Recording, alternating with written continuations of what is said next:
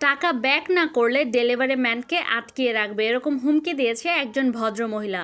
আমার delivery man ওনার কাছে যাওয়ার সাথে সাথেই উনি বলে যে উনি নাকি পেমেন্ট করেছে, কিন্তু সেই অনুযায়ী কেক উনি পায় নাই। ডেলিভারি ম্যান সাথে সাথে আমাদেরকে কল করে এবং কল করে জানায় যে উনি নাকি টাকা দিয়েছে, উনি কেক পায়নি এবং সে বলছে সে নাকি ডেলিভারি ম্যানকে আটকে রাখবে যদি টাকা ব্যাক না করে। এবং আমরা যখন সেই ভদ্রমহিলার সাথে কথা বলি, উনিও বলছেন উনি নাকি পেমেন্ট করেছেন কিন্তু উনি কেক পায়নি, জলদি টাকাটা ব্যাক করতে, নাহলে ডেলিভারি ম্যানকে ছাড়বে না।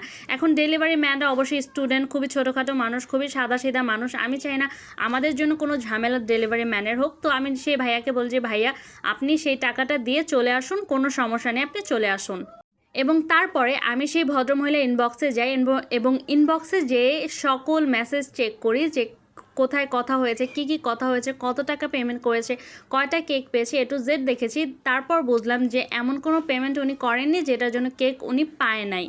এবং উনি যদি কেক না পেয়ে থাকে উনি অবশ্যই আমাদেরকে মেসেজ করবে বা কল দিয়ে বলবে যে আপু আমার ডেট ছিল, আমি পেমেন্ট করেছি কিন্তু আমার কেকটা পাইনি।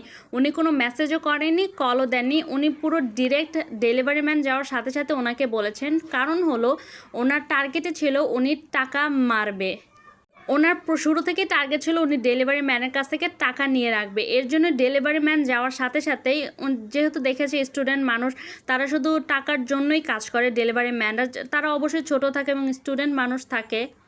এর জন্য আমাদের কাউকে কিছু না বলে উনি ডেলিভারি ম্যানকে ডিরেক্ট বলে যে টাকাটা ব্যাক করার জন্য। মানে সেই ভদ্রমহিলা একটু বাটপারি করলো।